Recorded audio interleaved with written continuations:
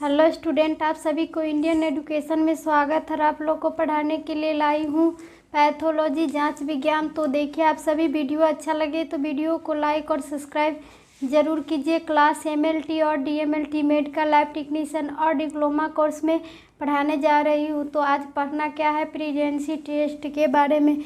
तो आज क्या पढ़ना है, 28 में चैप्टर 28 में प्रेगनेंसी टेस्ट गर्भावस्था परीक्षण में कैसे होता है। तो ये एलएमपी का फुल फॉर्म क्या होता है कि लास्ट मेंस्ट्रुअल पीरियड की अवस्था में क्या होगी। तो गर्भावस्था में भ्रूण विद्यमानता का पता न लगाकर मानव का किसका पता लगाया जाता है। तो मानव का chorionic gonadotropin chronic gonadotropic HCG की माप ली जाती है। किसकी माप ली जाती है, मानव की कोरियोनिक गोनाडोट्रोपिन में। तो ये एचसीजी की माप ली जाती है। और मानव को कोरियोनिक गोनाडोट्रोपिन गर्भवती महिला होती है, उसकी स्त्री के मूत्र में सर्वप्रथम लुप्त मासिक धर्म काल के ही सर्वप्रथम लगभग क्या होती है कि मासिक धर्म के काल के ही लगभग 1 सप्ताह पश्चात प्रकट होता है। 1 सप्ताह में ही क्या होती है, वह 1 सप्ताह के पश्चात प्रकट होती है। किसमें, तो मूत्र में।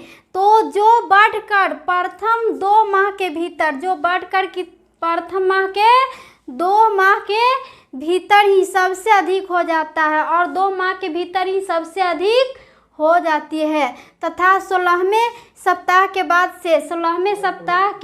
से क्या हो जाती है, तो वह धीरे धीरे घटना शुरू हो जाता है और धीरे धीरे वह घटना शुरू हो जाता है और एक स्थिर स्तर पर आ जाता है और वह घटते घटते क्या होती है, तो स्थिर अवस्था में आ जाती है, वह रुक जाती है।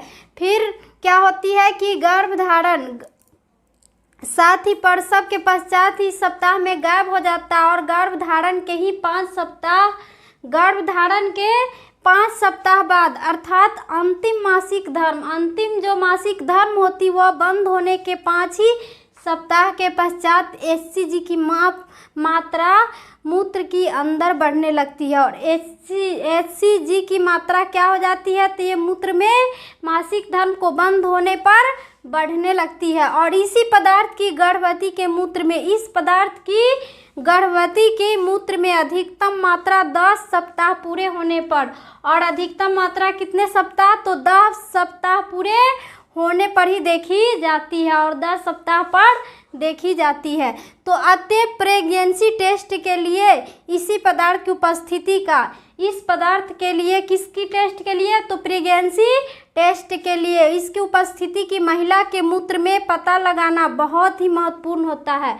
और महिला की मूत्र में पता लगाना क्या होगा, तो बहुत महत्वपूर्ण होगा। और लेबोरेटरी में इसी आधार को सत्यापित करने के लिए क्या किया जाएगा, तो जीवों पर प्रयोग पहले किया जाएगा, तो फिर क्या होगा, तो प्रेगनेंसी टेस्ट किया जाता है। दशाओं में एचसीजी, निम्न दशाओं में क्या होगा कि एचसीजी का स्तर असामान्य रूप से बढ़ जाता है और एचसीएस की क्या होगा, तो निम्न दशाओं में असामान्य स्तर बढ़ जाएगा। तो पहला नंबर क्या है, तो बहुगर्भावस्थाएं।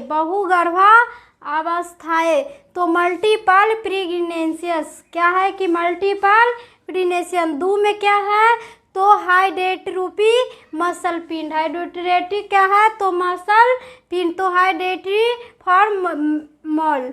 तो तीसरा नंबर क्या है, तो जरायु दुर्दम उपकलावर्ध। क्या है कि जरायु दुर्दम उपकलावर्ध। तो ये हो गया क्या, तो क्रोनियम इपिथीलियोमा। तो ये पहला नंबर में क्या होगा कि अपूर्ण गर्भस्राव। तो इनकम्प्लीट ऑब्जर्वेशन क्या होगा, तो इनकम्प्लीट ऑब्जर्वेशन में एचसीजी का स्तर भी घट जाता है। इसमें भी क्या होगा, अपूर्ण गर्भस्राव में तो एचसी स्तर का बढ़ जाता है। क्या होगा, तो ये HCG का स्तर घट जाएगा। और दूसरा नंबर में कि अन्य गर्भ स्राव या भ्रूण के मृत हो जाने पर, और भ्रूण को मृत हो जाने पर HCG की बिल्कुल समाप्त हो जाती है। और HCG क्या हो जाएगी, तो ये बिल्कुल समाप्त हो जाएगी। कब, तो ये गर्भ स्राव का भ्रूण के मृत हो जाने पर। तो दूसरा नंबर क्या है कि अतएव प्रारंभिक गर्भावस्था में क्या होगा, तो प्रारंभिक गर्भावस्था को प्रयोगशाला परीक्षण द्वारा, प्रयोगशाला परीक्षण द्वारा पुष्टि करके लिए मूत्र में HCG की जांच करना। HCG का क्या होगा, तो जांच करना सर्वाधिक तर्कसंगत होता है। तो ये क्या है कि प्रारंभिक गर्भावस्था में HCG का ही जांच करना सर्वाधिक संगत है। तो ये गर्भवती स्त्री से मूत्र उपलब्ध करने से पूर्व उस निम्न निर्देश देने चाहिए। निम्नलिखित निर्देश क्या करने चाहिए, तो देने चाहिए। तो पहला क्या है कि पहली रात्रि को 8 बजे के बाद से स्त्री को जल तथा तरल भोजन नहीं लेना चाहिए। पहली ही रात्रि को 8 बजे से क्या करना चाहिए, तो स्त्री को जल और तरल भोजन नहीं लेना चाहिए। तो दूसरा नंबर क्या है कि मूत्र देने के 24 घंटे पहले तक ही कोई शामक औषधि जैसे एस्पिरिन आदि नहीं लेनी चाहिए। एस्पिरिन का भी प्रयोग नहीं करनी चाहिए। और तीसरा में क्या है कि स्त्री से कम 100 मिलीमूत्र उपलब्ध करना ही चाहिए।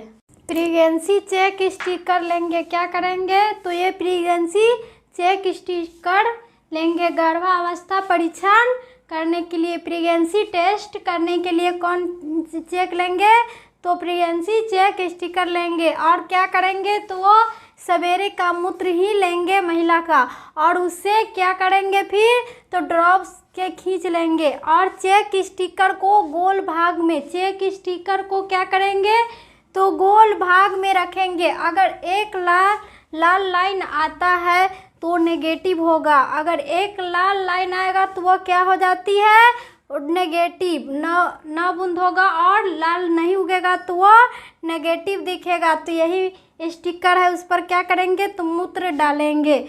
तो 2 लाल उगने पर क्या हो जाती है, तो पॉजिटिव होगा। और पॉजिटिव मीन्स बच्चा है, और नेगेटिव मीन्स क्या होगा कि नहीं उगने पर वो बच्चा नहीं है। तो यही क्या है, प्रेगनेंसी चेक